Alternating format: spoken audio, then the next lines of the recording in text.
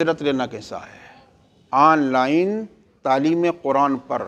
سمجھے آپ، on line جو ہے پڑھاتے ہیں لوگ، یہ سلسلہ چلا ہے، اور خاص طور سے ایسے مقامات، ایسے ممالک جہاں پر جو ہے جیسے یو ایس اے ہے، یو کے ہے، سمجھے، اس طرح کے جو ممالک ہیں، اس طرح کے جو علاقے ہیں جہاں پر قرآنی تعلیمات لوگ دلوانا چاہتے ہیں اپنے بچوں کو، لیکن بچوں کو تعلیم دلانے کے لیے کسی سہولت کا انتظام نہیں ہے، کوئی معتبر اور مستند پڑھانے والے نہیں ہوتے ہیں، اگر کہیں سہولت ہوتی بھی ہے تو دور دراز ہوتی ہے۔ ایسے حالات میں آن لائن تعلیم قرآن جو ہے، مطلب یہ ہے کہ اس پر تعلیم دے سکتے ہیں یا نہیں دے سکتے ہیں۔ آن لائن تعلیم جو ہے وہ یہ سلسلہ چلا ہے، یہ آن لائن تعلیم چند شرائط کے ساتھ دی جا سکتی ہے۔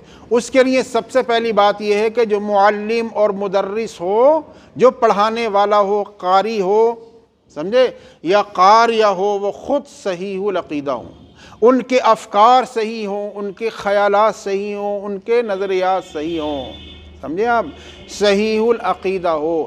صحیح الفکر اگر نہیں ہوگا تو غلط فکر دینے کی وہ کوشش کرے گا، صحیح العقیدہ نہیں ہوگا تو غلط عقیدہ سکھانے کی کوشش کرے گا، صحیح نظریات اور خیالات اس کے نہیں ہوں گے تو غلط خیالات اور نظریات وہ سکھانے کی کوشش کرے گا۔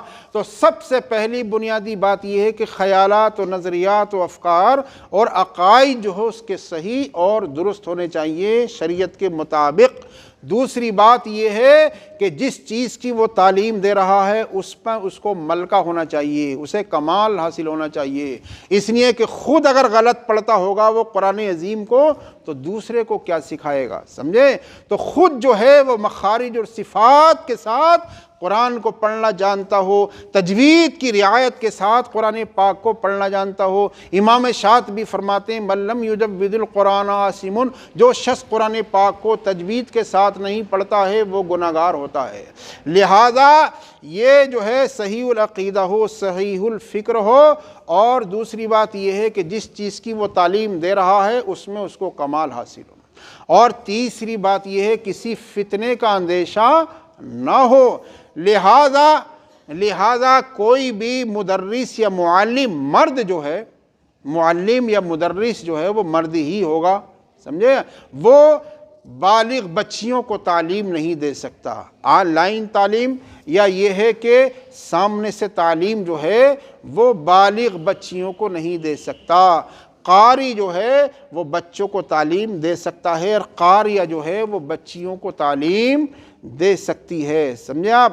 اور آن لائن تعلیم قرآن پر جو ہے اجرت بھی وہ لے سکتا ہے اور اس اجرت اس کو دی جا سکتی ہے۔ لہذا ان تمام شرائط کے ساتھ ہو تو آن لائن جو ہے تعلیم قرآن پر اجرت لی اور دی جا سکتی ہے، اس میں شرعاً کوئی حرج کی بات نہیں ہے، شرعاً کوئی قباحت نہیں ہے۔ واللہ تعالی اعلم بالصواب۔